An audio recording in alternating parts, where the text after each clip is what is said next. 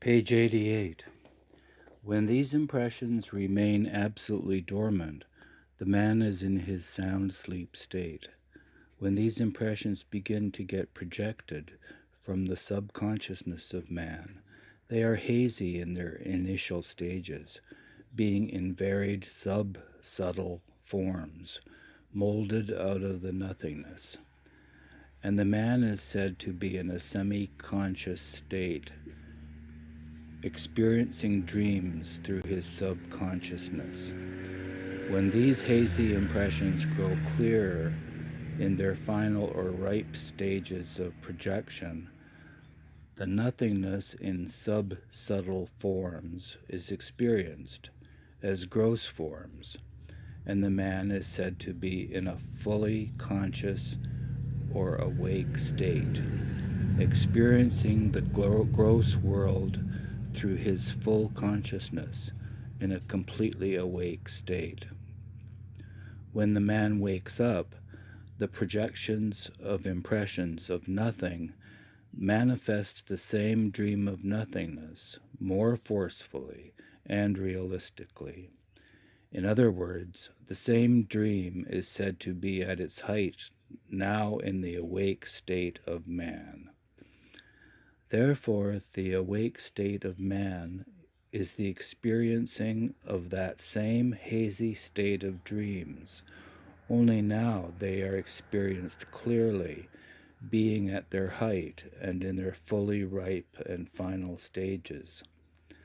The dream of a man is but a drama enacted by the projection of man's own dormant impressions. These impressions, when projected through man's subconsciousness, create things and creatures of the dream as sub-subtle forms. Man in the dream state not only becomes involved in the drama of his dream and plays the roles of both the creator of that dream and of the hero in the drama of that dream, but in this drama, man also gets closely associated with the things and the creatures in their sub-subtle forms, which are of his own creation in his dream state. This creation of sub-subtle forms comes entirely as a result of the manifestation of man's own past and present impressions. Thus, man in his dream state associates subconsciously with forms in sub-subtle states. When recollected by a man in the awake state, these very forms which he has seen and associated with in the dream state remind him of his conscious associations with the gross forms as things, creatures, and beings associated with in his day-to-day life of the present, and link them with his connections and contacts established in his life of the immediate and sometimes distant past. But more often than not, a man also recollects in his conscious awake state that a particular gross form, whether of a thing, creature, or being, with which he closely associates and which he actually seeks, reminds him of having witnessed that same object in his dream at some time in the past, either some days, months, or years ago. Thus it actually happens that a form of the future, which he happened to witness in his dream of the past, reappears to the man as a gross form in his life associations of the present. After a lapse of time, the same object that the man was totally ignorant of ever having seen or contacted before in his lifetime appears to him, now in the awake state, exactly as he had witnessed it before in his dream state. Experiences of a similar nature are also recorded in which a man witnesses certain incidents in his dreams years in advance of their actual occurrence. How is it possible for a man to witness in advance, in the drama of his dream, such forms and incidents of futurity, when this drama of the dream is only the outcome of his past and present everyday life impressions? Is it really possible in the dream of the present for one to come across and witness a certain object which is totally of the future, and to establish future associations with it in advance, yet all the while remain ignorant of the object until it is eventually contacted and consciously associated with in an awake state one day in the distant future? Even if such a thing be really possible, and if the future is being inadvertently probed by man in his dream, then from where does futurity spring into man's present?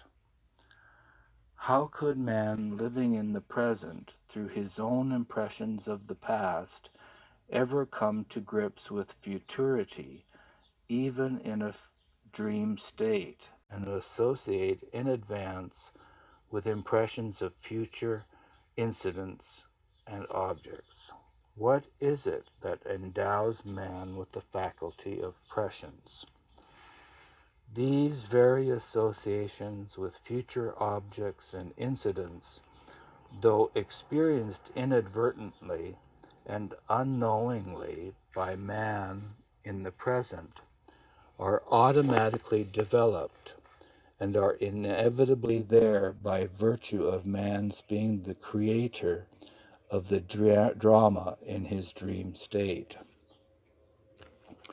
No sooner does man become the creator of the drama of his dream state through the projection of his dormant impressions, than this very projection of his own dormant impressions reflects his past as if it were really his present, and man, finding himself involved in this drama, gets absorbed in his past while still maintaining his past to be his present. In this manner, although all the time remaining in the present, the man inadvertently and unknowingly continues to preserve his past, maintaining it to be his present. But when man continues to preserve his past, he, being at the same time the creator, also concurrently becomes the preserver of his own creation through his spontaneous associations with the objects in the drama of his dream state. These very associations, though inadvertently established, maintain the continuity of the drama and endow the creator with the role of the preserver as well. In every wee bit act of preservation of all of that which has passed, man in his present, as the preserver of his past, inadvertently and unknowingly also simultaneously establishes the future in his very present by the very act of preserving his past as his present, which present had remained always as the future of the past. Take, for example, a man who finds himself living in the present of today and who looks upon yesterday as all of his past and tomorrow as all of his future. Now, as soon as this man asserts that he is living in the present of today, he inadvertently and unknowingly has preserved that past of yesterday, not only as the present of today, but also as the future of tomorrow, just by maintaining himself as alive today in the present. In every wee bit act of preserving that past of yesterday, while maintaining himself as living in the present of today, that man also inadvertently and unknowingly establishes in his present of today this today as the future of yesterday. So it is that although the past and the future have their own stand, yet both of these are consistently and concurrently preserved only in the present. It is only because of the present that both the past and the future find their point of fusion everlastingly in the present. In the eternity of existence, there is no time. The gross, subtle, and mental spheres exist only in imagination, and so time and space exist only in imagination. Time, therefore, has no absolute value, and in each of the three spheres it has purely relative values that are quite independent of each other. Thus, time on the gross sphere is independent of time on the subtle and mental spheres. Time on the subtle sphere is independent of time on the gross and mental spheres. And time on the mental sphere is independent of time on the gross and subtle spheres. A dream is nothing more than an experience of gross things by means of the subtle organs. And we have all been told how a long and intricate dream may take place in an impossibly brief moment in that imaginary time which is measured by the movements of the hands on our wristwatch. There is no past and no future, only the everlasting present. In the eternity of existence, there is no time, there is no past and no future, only the everlasting present. Therefore, in eternity, nothing has ever happened and nothing will ever happen. Everything is happening in the unending now, if there is anything happening at all, because all that has apparently happened, all that is apparently happening, and all that will ever apparently happen in the illusory cosmic universe is all that which God has already dreamt, the moment his own original infinite whim surged as, "Who am I?" So really speaking, nothing has happened and nothing will ever happen. When man in his dream state associates with past, present, and even future forms, he simply invents the roles of creating association, then preserving that association, and eventually destroying that association, while all the time maintaining that he is the witness to all these in the present of his dream state. On these very bases of the creation and preservation of all things, creatures and beings created and preserved, whether in the dream state or in the awake state, there hinges at every step in the present an inevitable destruction as the future of all things created and preserved. Anything that has its beginning must have its inevitable end, and all things created must inevitably be destroyed, however much such things be preserved. Anticipating futurity advertently or inadvertently as destruction. In the very act of preservation, man in the present automatically becomes the preserver of all things that he created in the past.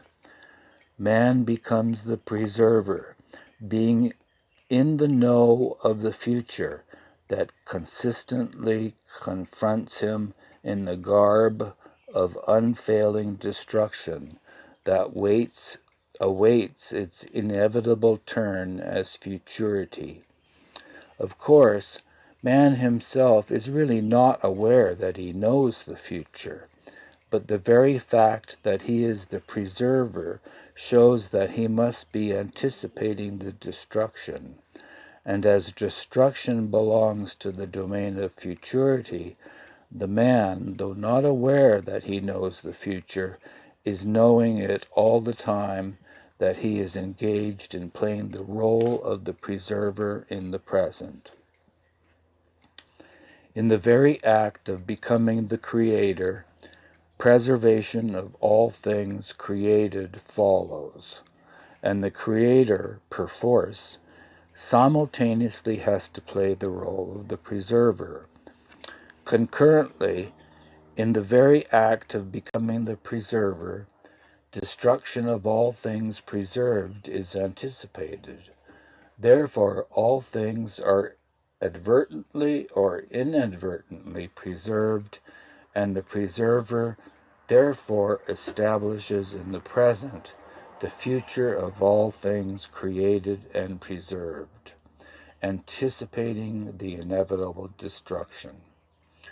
God, in his original infinite divine dream state, eternally plays the three roles of the creator, the preserver, and the destroyer simultaneously. When God is in the process of preserving his own infinite creation, he is already at the same time in the future, and having preserved what he created, which has passed, the future is definitely established before him, even in his eternal present, which future will destroy what he created in the past and what he preserved in the present. Therefore, God, being omniscient and eternally of the present, knows of the past which he eternally preserves as the present. And also at the same time, he constantly experiences in advance, in his eternal present, all that which is of the future. Similarly, God in the man state, as man, inadvertently witnesses all the time in his dream state that which is also to be experienced in the future of his awake state. Man thus finds that he sometimes has prescience of things that come to pass after a lapse of time. To sum up, in the very act of creation, the acts of preservation and destruction are also present. So by creating illusion, God, as it were, simultaneously preserves and destroys it. In reality, therefore, nothing is created that remains to be preserved and destroyed, because the created creation is of the nothing, and this nothing in reality means absolutely nothing in all respects. Though this nothing is indeed nothing at all, yet when it is said that the nothing is created by Brahma, preserved by Vishnu, and destroyed by Mahesh or Shiva, it is spoken of only in terms of the infinite illusion, i.e., in terms of the infinite divine dream state of God related to the illusory universe, the Brahmand. Of the three aspects, creator, sustainer, and dissolver, sustainer is the most important, because the present, which sustains the past and the future, is most important. Therefore, Parvartigar, Vishnu, the sustainer, is the most important aspect of God. In the eternity of reality, there is absolutely no such thing as creation, preservation, or destruction. Neither is there space, nor is there any scope for relativity.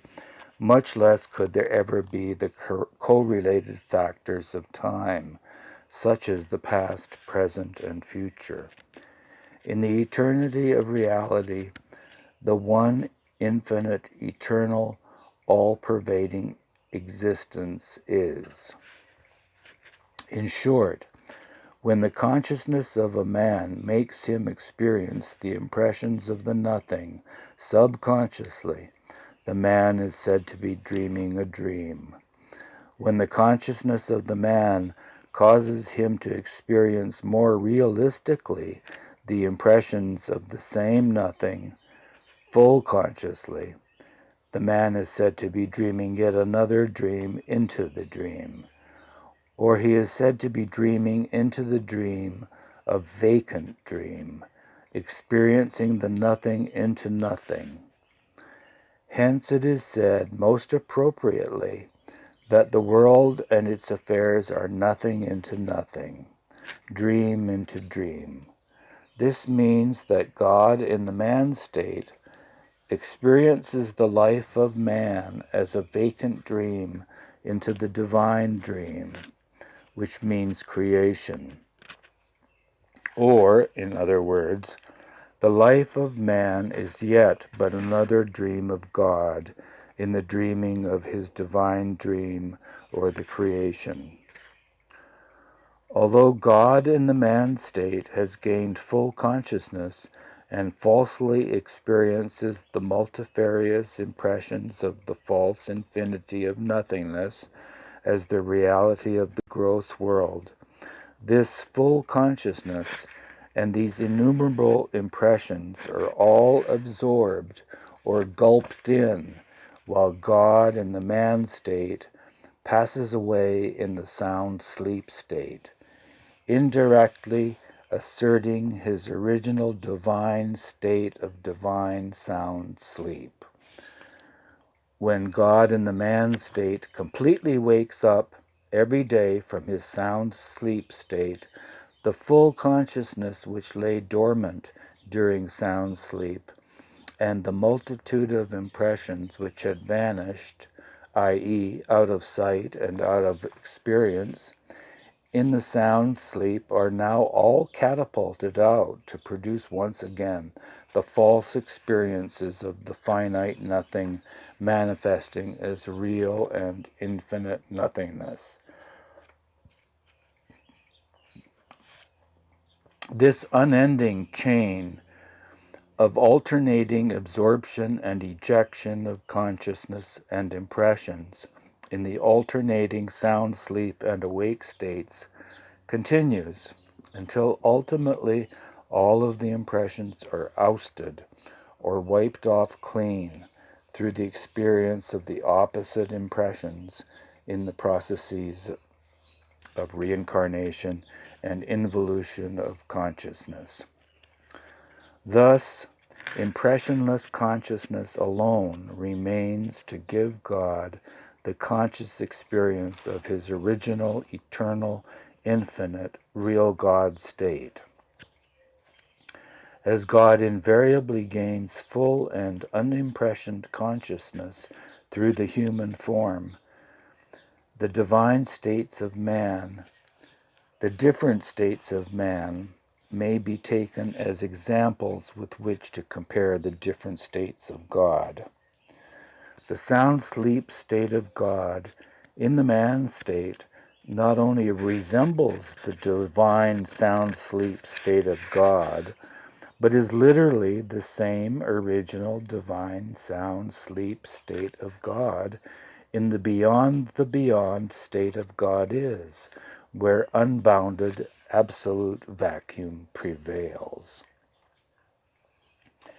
There is a profound and very real relationship between God realization and sound sleep. The eternal desire of the soul is to become one with God, but because consciousness attaches itself to the gross, the soul seems to become one merely with the gross.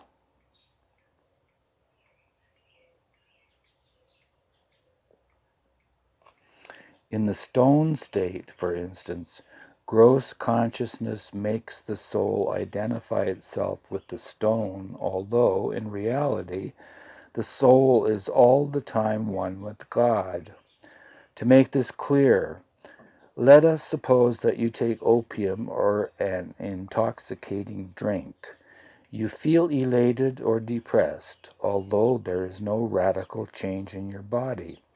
And it is only the consciousness that is affected and gives rise to your feelings. Thus you, as an individual soul, are 24 hours within and one with God, although you feel merely gross conscious. Again, let us suppose that you feel tired and fed up and that you go to sleep. What is it that you are trying to do? It is nothing but to try to take refuge in God, your natural and inherent state. The whole creation, therefore, has this conscious or unconscious tendency to take shelter in God the Oversoul by entering the state of sound sleep for a time. We have chart 3 titled Real Awakening. The first lines, Atma fully and simultaneously conscious of real and false equals the God-man state, and the man-God state equals perfection. Realm of perfection. Atma fully conscious of real and false equals living in, with, and as God equals Godhead. Realm of reality. Atma's divine awake state equals Atma fully and really conscious equals God conscious unitive state. Realm of spiritual phenomena. Atma's divine dream state equals Atma semi-real conscious equals soul experiencing subtle and mental planes. Atma's unconscious sound sleep state equals Atma fully unconscious equals soul's original unconscious state. Atma's ordinary dream state equals Atma semi-false conscious equals soul's subconscious state. Realm of illusion. Atma's ordinary awake state equals Atma fully false conscious equals soul's everyday gross consciousness. The so many deaths during the one whole life, from the beginning of evolution of consciousness to the end of involution of consciousness, are like so many sleeps during one lifetime. One who lives for himself is truly dead, and one who dies for God is truly alive. Meher Baba. When man passes away in the sound sleep state, absolute vacuum and no consciousness prevails. And though the self in man continues to breathe normally, yet in that self of man there is no consciousness of its limited I or ego, nor is there consciousness of the limited mind, energy, body, or the world. The self in man is not even conscious of its own being. In short, in the sound sleep state of man, the self is, and consciousness is not. When a man wakes up daily from his sound sleep state, he normally just wakes up for no reason whatsoever, except that his own dormant consciousness of impressions urges or excites his subconsciousness to eject out the consciousness and experience the dormant impressions which apparently vanish in sound sleep. Therefore, as soon as the man wakes up, he invariably and simultaneously gains consciousness at first of his surroundings and gradually then of his own self, with all of its paraphernalia of the limited I, the mind, energy, the body, and the world. Similarly, no rhyme, no reason, and no cause other than the original infinite whim of the absolutely independent God was the actual cause, the original cause, for God in the original divine sound sleep to wake up out of the unbounded original vacuum. Just as a man who wakes up from his sound sleep state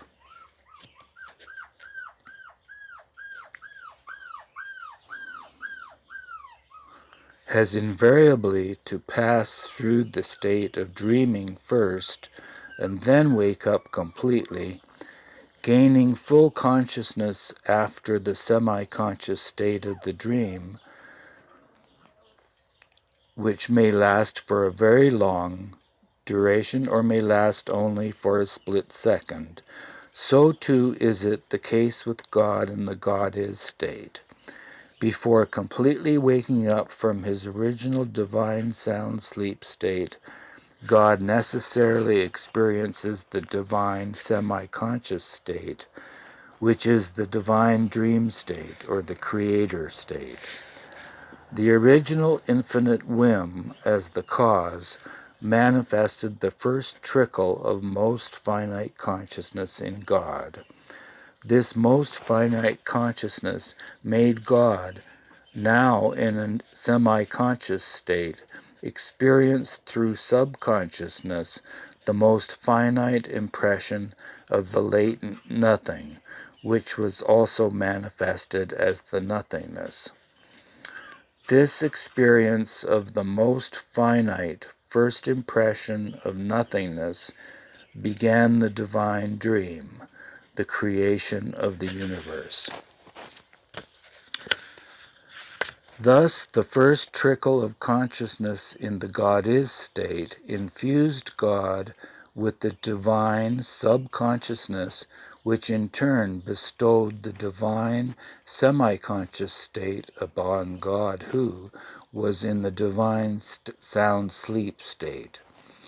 In this divine semi-conscious state, God dreams divinely and experiences the divine dream, or the creation, much before the real divine awakening state, which state, awakening him completely, would give him the experience of God fully conscious of his infinite, unbounded, and unlimited divine nature. This divine subconsciousness of God also emerged from the nothing, which was latent in the God-is state of the everything, and necessarily was projected through the creation point or Om point in the original absolute vacuum of the everything. The very vibrations of the projection of the divine subconsciousness of God through the creation point in the original absolute vacuum bestirred the divine sound sleep state of God and made manifest the original breath of God, or the original word, the divine nod, together with space, time, and the cosmic universe, with all of its paraphernalia of the limited and finite ego, mind, energy, and the individual and multiple forms. As the projection of the infinite divine subconsciousness of God in the divine dream state gathers momentum, the divine dream or the creation begins to evolve, and God in the divine semi-conscious state not only begins to experience the divine dream, but simultaneously gets involved in his divine dream by identifying and associating himself with all the things which he experiences in the field of cosmic evolution. When the infinite divine subconsciousness of God has projected infinitely through the creation point in the absolute vacuum, the whole creation projects forth gradually and evolves in size, shape, form, color, and so forth, in accordance with the intensity of the projection of the divine subconsciousness. At this stage, God in the beyond state of divine sound sleep is just aroused from the divine sound sleep, not completely, but semi-consciously, even after the complete emergence of the divine infinite subconsciousness that was latent in God. God, being now in the more evolved divine semi-conscious state, experiences more forcefully the divine dream and also identifies and associates himself more intensely with his very creation. Gradually, though now more forcefully, God experiences himself as everything in the cosmic evolution and identifies himself with the universes, the airs, the inanimate and animate beings such as stones, metals, vegetation, birds, worms, fishes, animals, and human beings. God in this way receives apparently real, but really false answers to his first word, "Who am I?" such as, "I am stone," "I am metal," and so forth, and finally obtains the answers, "I am man," "I am woman." When God identifies himself with human beings, he is no longer semi-conscious, because at this stage in the divine dream state, as soon as God identifies himself with a human form, he gains full consciousness. Full consciousness now having been gained, this consciousness ought to dispel all dreams and cause God to experience the real awake state, giving him the realization that he is God. At this stage, although God identifies himself with human beings, and although God is now fully conscious, with a feeling of greatest awareness, yet God has not realized his real divine awake state, because the full consciousness thus far gained is of the nothingness of the nothing, which was latent, and which is now manifested apparently as everything, through the projection of his own divine, infinite subconsciousness. Before attaining human form, there is consciousness but not awareness. In sound sleep state, there is neither consciousness nor awareness. Till the sixth plane, there is awareness. In the seventh plane, there is only consciousness.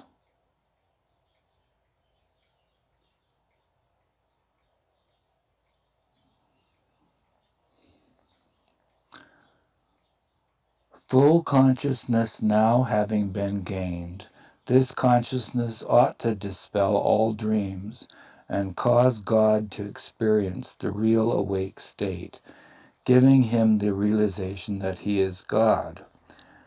At this stage, although God identifies himself with human beings, and although God is now fully conscious with a feeling of greatest awareness, yet God has not realized his real divine awake state, because the full consciousness thus far gained is of the nothingness of the nothing, which was latent and which is now manifested apparently as everything through the projection of his own divine, infinite subconsciousness.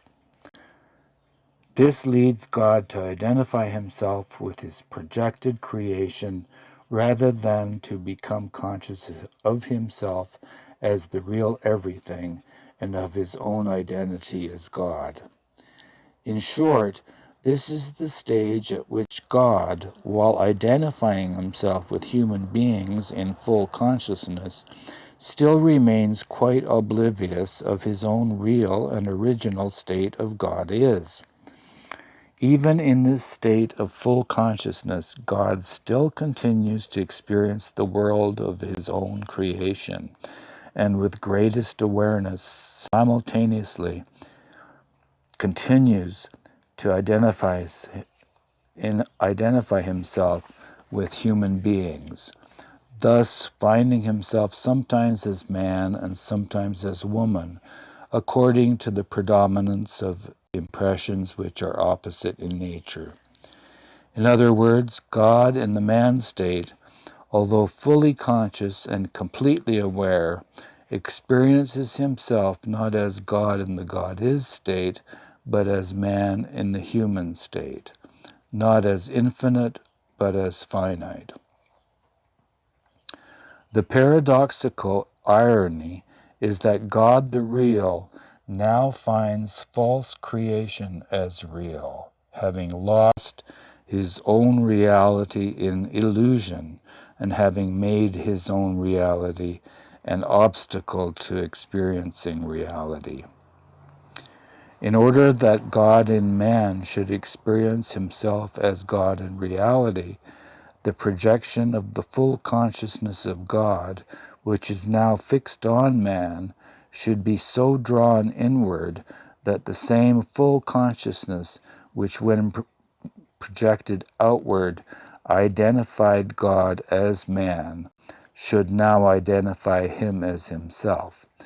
This is realization of the God state, and this realization is the divine goal, which alone brings about the end of the divine dream. Attainment of the divine goal would mean that at this stage, God and man, through the gradual process of involution of consciousness, should eventually experience the passing away in that original divine sound sleep state of absolute vacuum, while retaining the legacy of the full consciousness which has been gained. Thus God would be able to realize his eternal I am God state consciously, whereupon, attaining his original state consciously, God would experience his own divine eternal existence and his own divine nature, which is the everything, infinite and real, and so at last get the real answer to his first word or question of who am I, as I am God. To make it clear, to attain the divine goal with full consciousness evolved, the human conscious God strives, through further experiences by the process of reincarnation, to withdraw inwards towards himself the already projected full consciousness, which he gained as soon as he identified himself with the first human form in his divine dream, creation. At this stage of the beginning of the end of the divine dream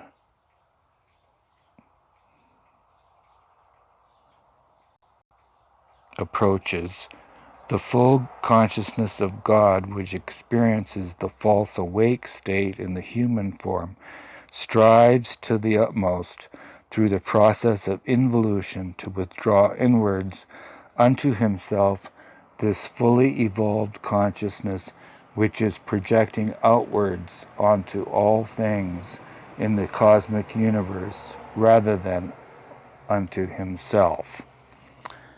At this stage of the beginning of the end of the divine dream approaches.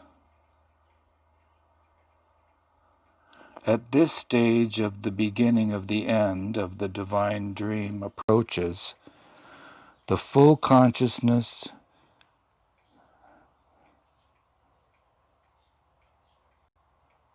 of God, which experiences the false awake state in the human form, strives to the utmost through the process of involution to withdraw inwards unto himself this fully evolved consciousness which is projecting outwards onto all things in the cosmic universe rather than unto himself. In order to describe the various stages by which the complete unconsciousness of God in his original sound sleep state gradually projected full consciousness through the process of evolution of consciousness, and how the projected consciousness was eventually withdrawn inwards through the process of involution of consciousness after numerous reincarnations before actually experiencing the real divine awake state of I am God.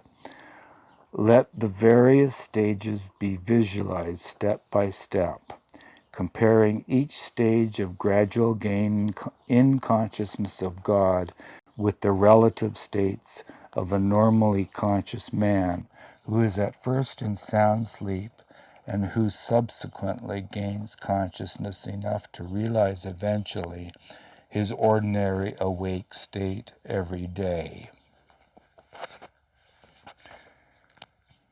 Page 99,